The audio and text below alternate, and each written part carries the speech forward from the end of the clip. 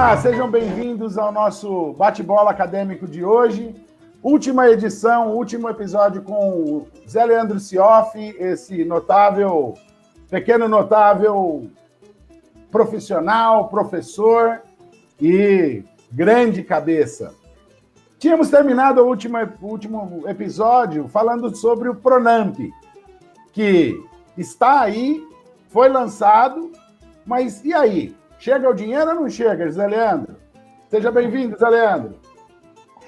Rony, muito interessante sua pergunta, porque essa medida, ela saiu, na verdade, é uma lei, né, que está vinculada a esse pacote, ela saiu em maio, e depois que se encerrou, porque ela tá vinculada também àquela MP 944, que não existe mais, porque ela basicamente foi encerrada, não existe mais o financiamento das folhas de pagamento. Isso foi por 2 meses e acabou. Havia rumores de que isso seria estendido e não foi, pelo menos até o presente momento não foi.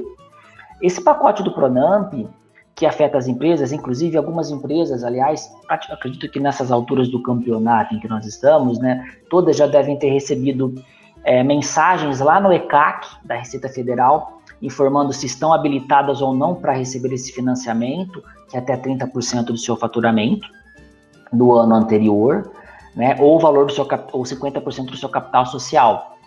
O que é importante a gente destacar é que a lei já existe, ela já está disponível para ser consultada, mas quando você acessa os próprios bancos que estão vinculados ao Pronamp, não existe ainda a linha disponível para você enquanto empresário. As empresas não começaram ainda a receber. Então, quando a gente fala de regulamentação, apesar do programa já existir, existe um timing entre a liberação do programa e a regulamentação formal desse programa para que se chegue às instituições financeiras efetivamente conveniadas, no caso no Pronamp, para que se libere as linhas de crédito. Então, nós vamos passar por mais um tempo, provavelmente esse dinheiro não vai sair em junho, vai sair no comecinho de julho, a expectativa é para que saia no comecinho de julho, e as empresas comecem a sacar isso logo, porque é um dinheiro muito relevante no momento em que nós estamos. Muito bom, José Leandro. Realmente, esse recurso vai ser muito bem-vindo nesse momento, porque ele tem um prazo que vai dar um fôlego bom para as empresas, né? Um custo palatável, né? Um custo digerível, e tomara que chegue logo, né? E agora uma pergunta, Zé, todos esses pacotes, todas essas medidas que o governo tem tomado, você acha que eles vão ser suficientes ou vai precisar de mais coisa? Então, Rony, a gente não pode, aliás, antes de responder a sua pergunta, a gente não pode deixar de dizer que também foram feitas, na verdade foi concedido um benefício para os trabalhadores informais, que é um pagamento de R$600 por 3 meses para estes trabalhadores. Aparentemente isso vai ser estendido por algum tempo ainda, agora num valor reduzido, tem algum embate ainda para ver se vai ser 300, para ver se vai ser 600, mas o que a gente tem até então é que foi liberado 3 meses de R$600 para esses trabalhadores informais. Houve também muita crítica em relação mas muitas pessoas não conseguiram receber, o sistema para verificação de fraudes do país não está tão funcional quanto o sistema de malhas de imposto de renda, né? Enfim, mas o fato é que muita gente ficou sem receber, mas muitas pessoas, milhares de pessoas foram beneficiadas, foram contempladas com este benefício. Nós não podemos simplesmente ignorar esse fato. E a sua pergunta é muito, muito importante, Rony, porque essas medidas provisórias, elas têm uma duração, né? E elas já estão encerrando. Muito provavelmente elas vão ser renovadas, inclusive a MP 936, ela já vai, o conteúdo dela já está sendo renovado para até o final do ano, que é a redução de jornada e suspensão de contrato de trabalho. Naturalmente isso foi questionado, isso está sendo criticado, porque são medidas de direita para algumas pessoas, mas o fato é que pelo menos protege as empresas e os empregos. Então, nós não estamos entrando numa discussão política. A pergunta que se faz agora, paralela com a sua, e agora? Porque as medidas provisórias vão terminando, os impostos vão começando a se acumular novamente, e o país precisa voltar a engrenar, e nós não estamos nem administrando as quarentenas, e os negócios estão cada vez piores. Então, vamos parar para pensar.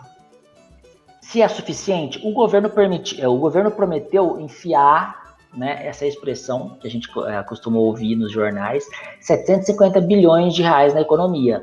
Não foi inserido tudo isso ainda, né? Vamos esperar. Mas eu pergunto para vocês, como a gente vai fazer isso e em que timing? Em que tempo? E uma pergunta melhor ainda, Rony, até quando? Porque a gente não sabe quanto tempo. A gente não está conseguindo administrar nem ministério, né? Enfim, então me preocupa muito essa situação. O que está sendo oferecido tem funcionado, mas está muito aquém da realidade, está muito aquém das necessidades e das nossas demandas. Para você ter uma noção, o PIB do Brasil é 7 trilhões e a gente já vai ter uma grande redução. Para você ter uma noção, a nossa arrecadação anual é de 1,5 trilhões, tá? Isso na União. E pelo menos mais 100 bilhões a gente tem de arrecadação estadual. Então, quer dizer, acho que está na hora também do governo começar a segurar um pouco desse tributo, dessa carga tributária, e entregar um pouco para os cidadãos e para os empresários, porque a gente não vai conseguir tocar do jeito que está. Então, é suficiente? Tem funcionado pouco, não podemos simplesmente ignorar os esforços do governo, mas a gente precisa de muito mais.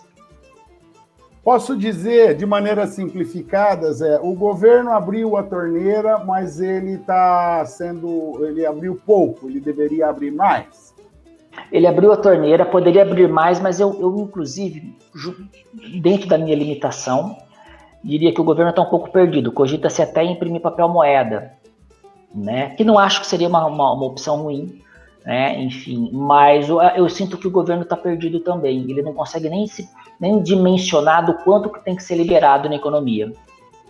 Basicamente é isso. Muito bom. José, a gente falou, somando tudo que nós falamos das mudanças dentro das organizações, do crescimento, decréscimo de atividade econômica, falamos das ações do governo, os efeitos dessas ações, enfim, exploramos aí o que essa mudança tem provocado aí nas empresas. E, por último, o que você está enxergando? Está havendo mudança? Você tem observado mudanças nas empresas? Que mudanças que você tem observado no dia a dia das empresas, além da questão do isolamento, do comportamento de cuidados da saúde, de higiene, etc. Mas em termos de empresa como um todo, o que você tem percebido de mudanças? E se está havendo mudanças? Rony, essa pergunta é uma pergunta muito legal de se responder. Porque eu acho que não só nas empresas, se você me permitir estender um pouco, ampliar o contexto da sua pergunta, eu acho que o corona, infelizmente, a gente não pode abordar dessa maneira todas as vezes, mas o corona trouxe algum tipo de benefício para as pessoas. Claro que a gente poderia ter esse benefício de uma outra maneira, evidente, né? Mas eu acho que o corona também trouxe um pouco de percepção da nossa fragilidade. Eu entendo que nós tínhamos uma percepção que nós podíamos muito mais.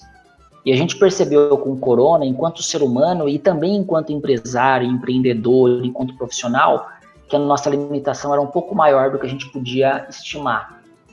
A gente tem uma fragilidade maior, a gente tem uma limitação maior, e a gente precisa aprender também um pouco a administrar a nossa ansiedade, as nossas vontades. De repente se cogitou que a cloroquina era um remédio que poderia salvar vidas.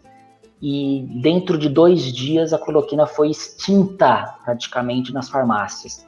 Isso teve que gerar uma reflexão para nós, porque tinham pessoas que tomavam cloroquina para outro tipo de tratamento, né? De repente, nós vimos a economia totalmente flagelada, mais pessoas sendo contaminadas, e muitas pessoas começaram a ir no supermercado como se nós estivéssemos vivendo o Walking Dead, né? O fim dos tempos. E estocando muito mais do que se pode estocar dentro das suas casas. Então, quer dizer, eu acho que a gente começou a se ver dentro de uma forma muito mais limitada do que a gente se achava possível. E aí isso foi gerando reflexões. Hoje eu sou uma outra pessoa dentro desse cenário de pandemia. Hoje eu reflito muito mais antes de tomar uma decisão pessoal, dentro da empresa, decisões para mim. Além do que, trazendo para um planejamento agora empresarial, A gente consegue ver empreendedores, empresários de pequeno, médio, até grande porte, de dizer, nossa, eu podia ter planejado melhor. Porque ninguém contava passar por um processo de pandemia, de um impacto tão grande na economia, nas finanças das empresas e das pessoas.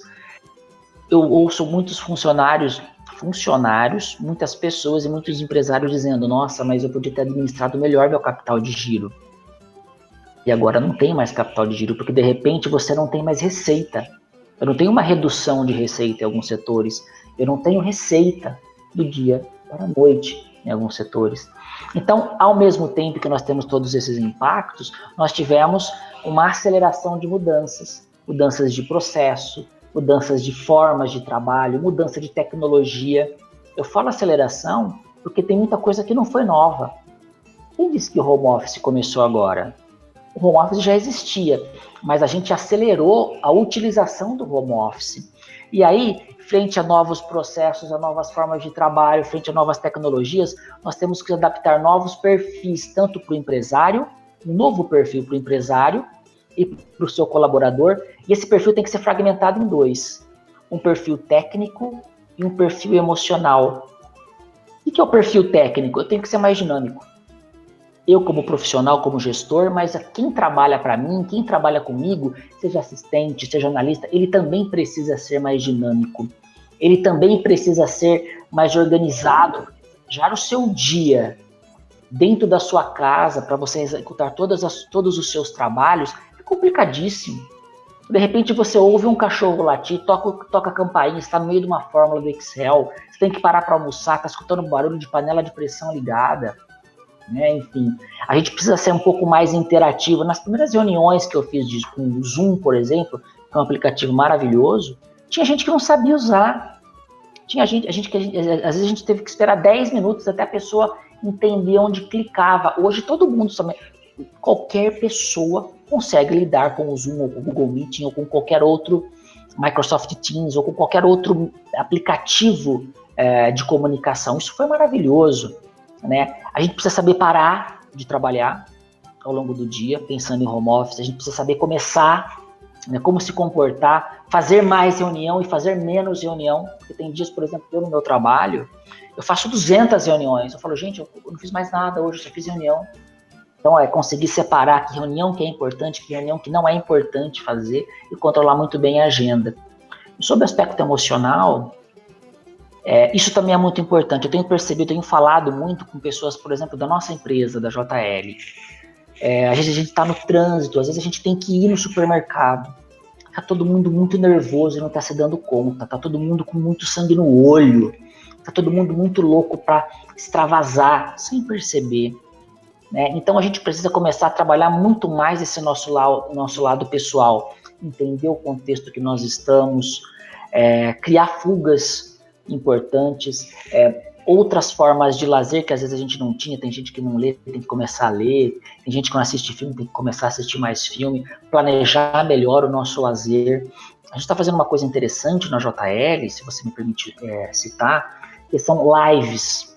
Entre nós funcionários, tem uma pessoa muito legal lá dentro que trabalha com desenvolvimento humano organizacional, e ela faz lives entre os funcionários, e tem gente que chora, e é para falar de qualquer tipo de assunto, tá? Não é para falar de trabalho. Tem gente que chora, tem gente que toca violão, tem gente que canta, tem gente que dá risada, tem gente que vai conta piada.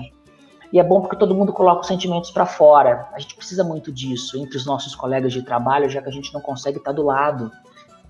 Enfim, então a gente não está vivendo um isolamento social. A gente está vivendo um isolamento físico, mas as pessoas estão interagindo. E a gente tem que começar a usufruir mais disso, porque não tem outra alternativa. Então, basicamente, é o que eu tenho percebido dentro do que se pode mudar nesses dois aspectos. Grande José, um resumo do novo, do profissional ao emocional. Muito bem, José. Maravilhosa contribuição, maravilhosas explicações você deu aí nesses 3 episódios, brindou a gente com seus conhecimentos, sua experiência, sua maneira crítica de ver o mundo, e certamente muito do que foi falado tem assunto para fazermos novos programas, fazermos novas interações que logo virão e logo serão anunciadas. Mais uma vez, José Leandro, muito obrigado pela sua participação. Zé Leandro, antes de você desligar aí, a sua frase de encerramento. Rony, eu gosto muito de uma frase muito conhecida, super clichê, mas que funciona super bem para mim. Não sabendo que era impossível, foi lá e fez. Tem um pessoal que zomba um pouco dessa frase, que fala, não sabia que era impossível, foi lá e descobriu. Mas eu prefiro ficar com a primeira versão. Aguardamos vocês nas próximas edições com outros assuntos e novos convidados. Até lá, um abraço. Obrigado, Rony, foi uma honra. Até a próxima.